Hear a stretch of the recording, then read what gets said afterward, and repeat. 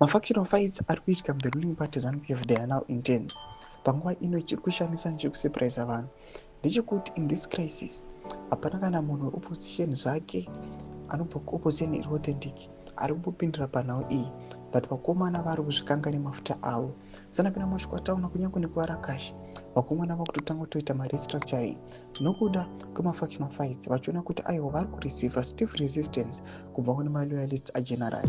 Vaudibwa subscribe like on the page timda pakuzwa vanoposta pana papages amuri kuona ekuvarakashi for ED vobuda nyora chiti ZANU-PF factional fights escalate. Already some affiliates have splitted. Jones Musara, who is the chair of Team Varakashi for ED, has endorsed the 2030 ED Vachitonga. However, some partners in the organization have been suspended on allegations of siding with the General Chwenga. One post another picture I'm not gonna hero. Reference February 7 February 2025. Following restructuring, the Varakashi National Executive Committee panapa mchiona mazita evanhu vatsva vaiswa for restructuring.